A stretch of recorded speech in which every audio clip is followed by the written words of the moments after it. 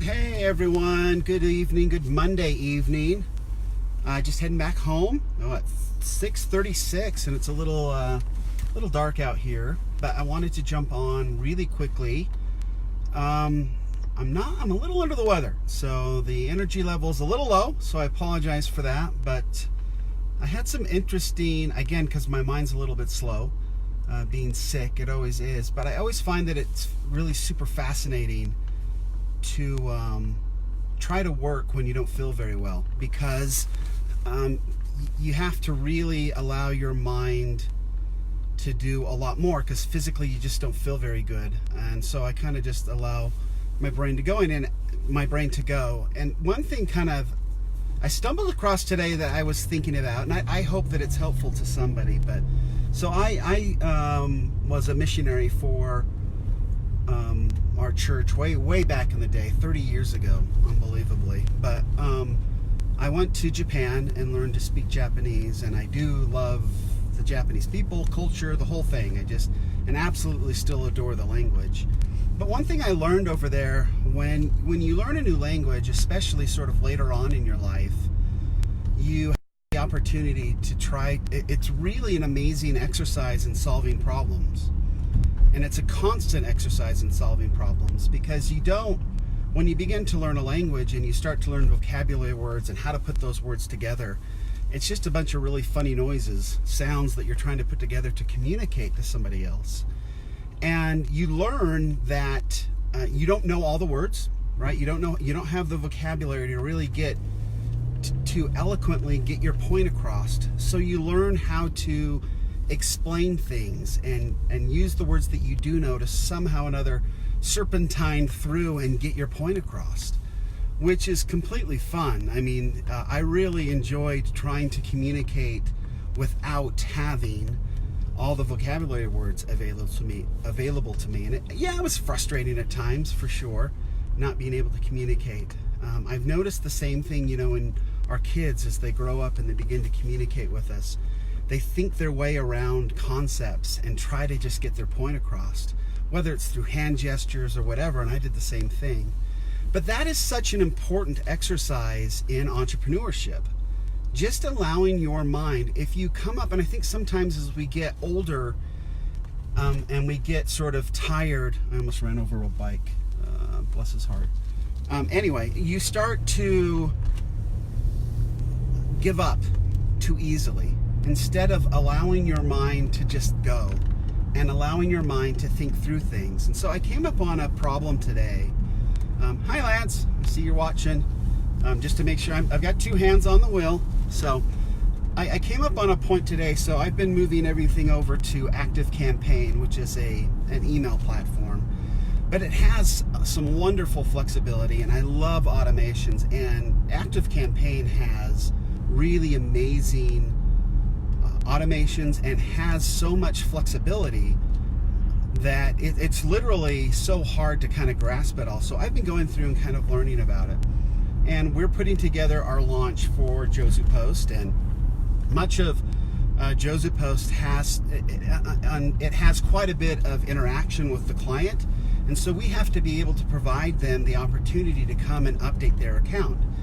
As their marketing message change, as their tagline changes, as their opt-in page changes, they need to be able to quickly update their account so we can make the changes in the automations and send people to where they need to be to communicate the correct and updated marketing message. So all that needs to be there. So we've done this through using ActiveCampaign's backend as a CRM.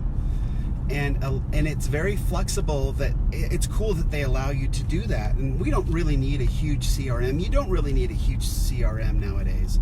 So sorry to Salesforce and all that. There's so many cool ways to manage your customers that a huge CRM is not necessary. Now, for a large company, perhaps, but as a solopreneur and as an entrepreneur, there's some really fascinating, wonderful, efficient, and effective ways to manage your customers through a journey without a great big piece of software that costs big bucks. And one of the ways to do it is through ActiveCampaign. And I will be doing a lot of training, I think, I definitely will be doing a lot of training with ActiveCampaign to sort of help all those who follow us and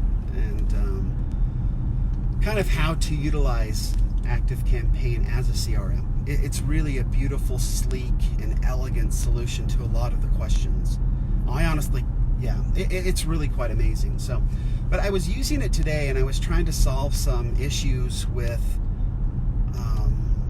some of the automations and how those have to be handled differently. And so depending on whether it's a call to action or whether it's their opt-in page, which is a URL, we have to be sort of careful on how we send that information to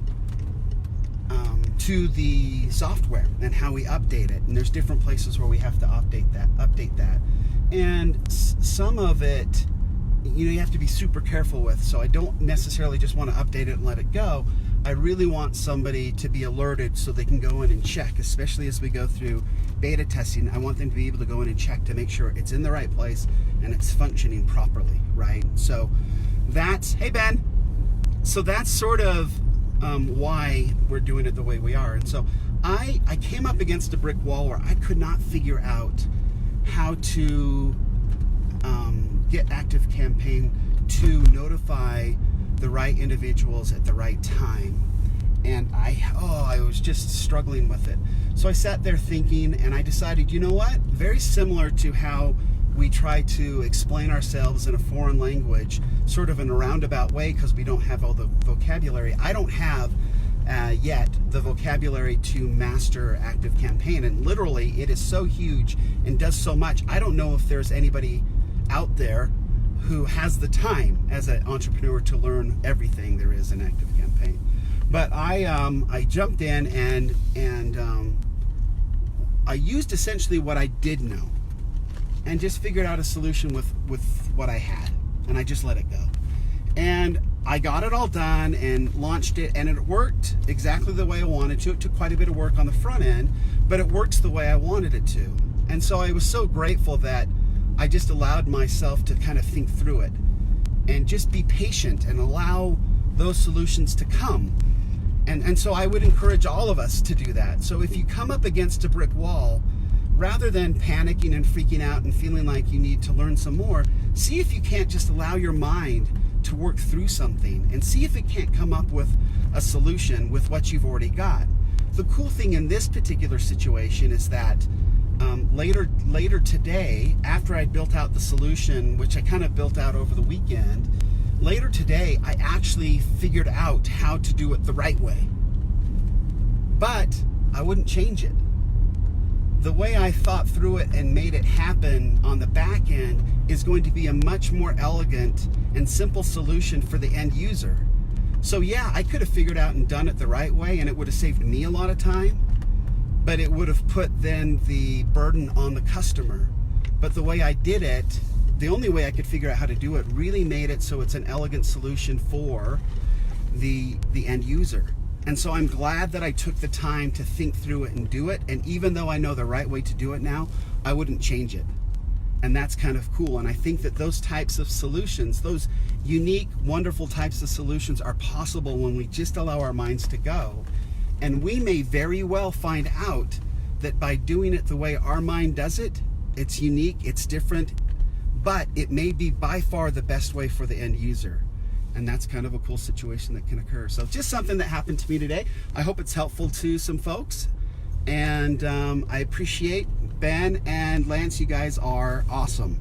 Always tuning in and saying hi. I appreciate it very much. And to everybody else, entrepreneurship is just so awesome. It's just, I think it's so amazing that we have this opportunity to, I'm just driving around now aimlessly till I finish, that we have this opportunity to come up with solutions that help people and better their lives, and that we're willing to take the risks to do it is so amazing. I mean, it really is an interesting and wonderful bunch of folks that are trying to make the world a better place, and that's what entrepreneurship is about. So thanks for joining me, and thanks for all you do as entrepreneurs, and until next time, Aaron Stewart from the Little Back Couch, or the Little Back driver's seat in my car, where the heat is now. Oh, it's warmed up quite nicely. Do good and be well. Thanks.